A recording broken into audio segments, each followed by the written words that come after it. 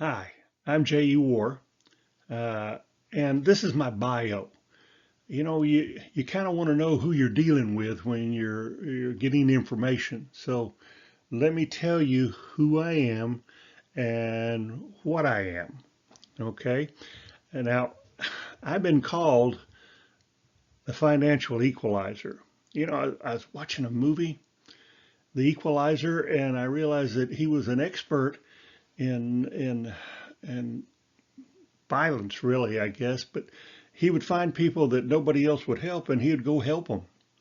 And that's kind of what inspired me. I want to do the same thing, only I'm not any kind of physical type guy.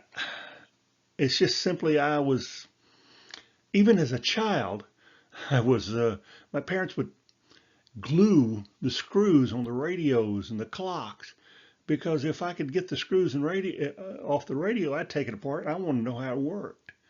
Well, all my life, that's kind of been with me. I take things apart and I learn how they work. And I've been doing that in the financial industry. And I want to know how mutual funds work. I want to know how mortgages work. I want to know how insurance works. I want to know how gold worked. I want to know how all those things worked. So what I did was I took them apart. I learned to use a little handheld financial calculator that you can buy at Walmart for 30 bucks, or you can download it on your phone called a Texas Instruments BA2 Plus, and I learned how to take things apart. And here's what I learned. Okay, there's two things that are different between rich people and poor people. Okay, rich people are either lucky or have knowledge. And the more knowledge they have, the luckier they get. Poor people can only depend on luck because they don't have knowledge. Now, I went through most of my life. I was 65 years old before this epiphany hit me, what I needed to do with my life. Uh, my life had come to a shattering, I thought, end for a while. Uh, I owned a business that taught people how to and lend people money. The people would lend me money, and I'd pay them interest on their money.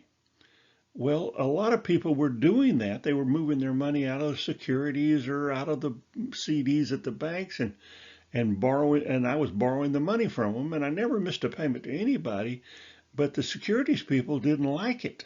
They didn't like me out there telling people what they were doing to them. I wrote a book called How to Save Money Even If You're Broke. It's on Amazon right now. They hated that book. And so they found a way to shut me up. They accused me of financial fraud and wrongfully convicted me and sent me to prison without a shred of proof. Now, that can make you kind of bitter, when you're 65 years old and they give you 15 years in prison. But I didn't want to spend the rest of my life angry and trying to fight City Hall because it doesn't do you any good. You can't win. Take it from me. I spent all the money I had. I did everything I could, and I thought the truth would set me free, but it did not. So when I was in prison, I started noticing something about the inmates. And what I noticed is, as far as intelligence goes, they're just like everybody else. There's not more dumb people in prison than there are walking the streets. The ratios are about the same. And what I did find is most of them didn't have the knowledge of how money works. And so they took an easy path, and the easy path sent them to prison. I'd say about 90% of the time. Uh, I started teaching them how money works in prison. I got with the chaplain's office and they let me conduct classes on how money works. And my classes grew and grew and got bigger and bigger, and more and more people were getting excited about it. And when I got paroled, uh, I decided that's what I was going to do for the rest of my life. I was going to dedicate my life to training people who are have no luck and have no knowledge. And so the first thing I did, I started training prisoners. So I'd go back to the prisons and teach classes on how money works.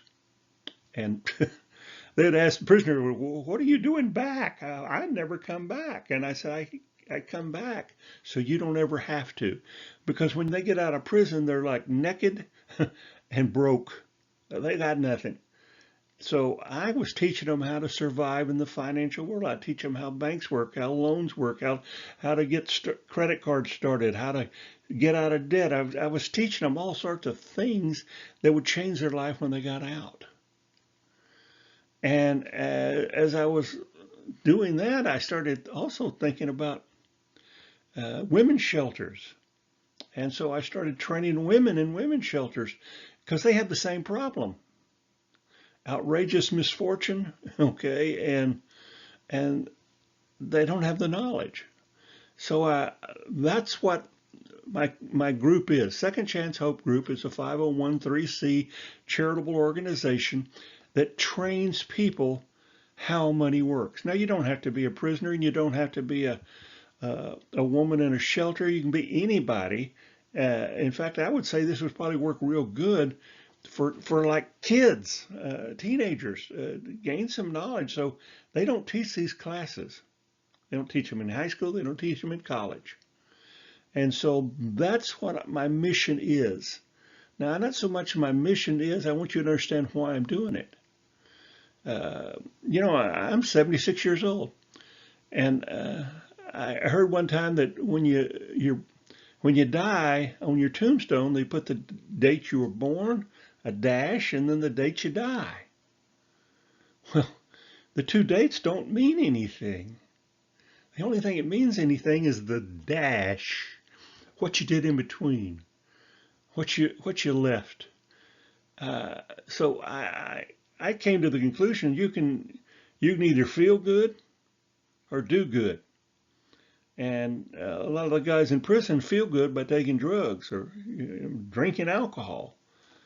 But I wanted to do good. I wanted to make a difference. I want to change people's lives.